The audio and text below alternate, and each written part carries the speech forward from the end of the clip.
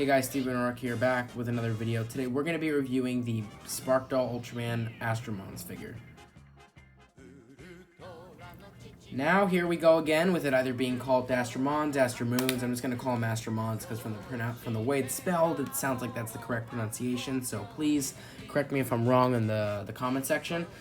Chances are I will be with something. Might not even be the name. I might just say something stupid about this kaiju that's just incorrect later on. But the fact of the matter is that we are nearing the end of reviewing Sparkdolls, guys. This and a few others are really the last few Sparkdolls I have left to review. I'm trying to look for others that I may be counting out that I'm not reviewing, but we'll figure that out in a bit. So first things first about this figure, I honestly think in terms of pros, in my opinion at least, I feel like the thing that stands out for me is the detail. Now, in my opinion, the detail on the facial area, which is a crucial part to give it a above average detail pro, is something that, like I said, you need good facial detail. And this, it's pretty average. What really sets the detail off is towards, I guess you could say, the detail around the stomach here with this flower design and how it's kind of like, a lot of the parts of the flower you could literally feel it. The detail on the flower is incredible.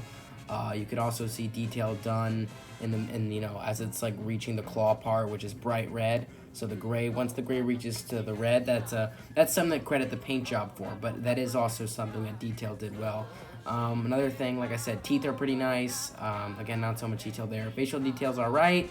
I do like, however, the spike. It's nothing too crazy, but one thing I do have to say is, you do have things like this that are, I think in my opinion, this is also adds on to the detail, these kind of like textures and these things that kind of like, these lines here. I feel like it all adds to the detail, especially the lines here in the tail. And the detail, in my opinion, that's why I think it's way above average. So let's move on to the next thing. So, now that we're moving on to the next thing, as you might obviously know, because I'm not a big fan of articulation with Sparkdolls, is nothing more than the paint job. Ta-da! As I said earlier, another thing to credit about the paint job is similarly to the detail. Both of them have done connect this way, is how the paint job transitions from the gray to the red. I feel like the bright red as well as the red on the flower and the main color, which is gray, was really well done. White on the teeth is pretty good, nothing too special. But yeah, gray overall is, it's the main color, nothing to really love about it, but the colors around the claws, how it's kind of transitioning into that gray, and how it's bright red towards the tip of the claw, and for the most part of it. And then the flower here, the yellow in the center. I just think the paint job is just really well done for this figure. So let's move on to the next thing. So next thing I have to say about this thing, which is a pro, is surprise articulation. Finally, we have come across a Sparkdoll, especially towards the end of our Sparkdoll reviews, that actually have good articulation. Reason why is it doesn't have 3 joints, unlike most. It actually has, from what I'm seeing right now, 5 actually. Surprise, surprise. It really is just kind of a shocker for me. However, you have the head, which moves here, 360. You have the claws, which of course move, really well done.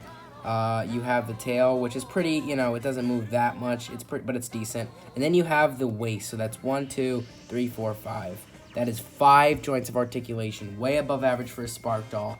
And finally, they can understand that you could add more joints for articulation than the typical body parts like the arms and the head. You can move the tail, you can move the waistline, literally so many ideas that Sparkdolls haven't used to add articulation in their figure. It's just what they're missing out. I feel like they're missing that magic towards it. So that's just me, but yeah, so let's move on to the cons. So let's move on to the con. Oh wow, that fell. That's yay, perfect timing. You just fell in the middle of when I was transitioning, and that also is a con, as you might imagine. But let's start out with the major con, which is, like I just said, this is a con, and that is it standing still. First off, you need to have good areas for it to stand still, but in general, this figure, thanks to the tail, which a lot of Sparkdolls have this issue, and even some Bandai Ultraman figures, even some Godzilla figures, actually. Bandai figures in general, Sparkdolls, they all have this issue where the tail is longer than the foot. And when that happens, it tips the figure forward. You see that? Now, if I were to really pressure it in there, I can get it to stand.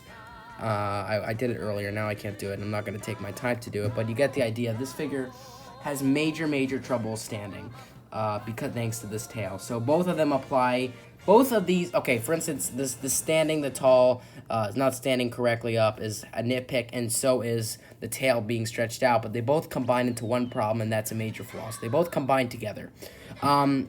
Meanwhile, I feel as though that the next issue for this figure is the claw movements or the hand movements. For instance, because of these pointy things on the flowers and the stems and all over the things all about the flower, is that you have trouble positioning in the claws. Now with here you can do it fine, but it's really hard to move the claw up because this thing is kind of just pressuring it.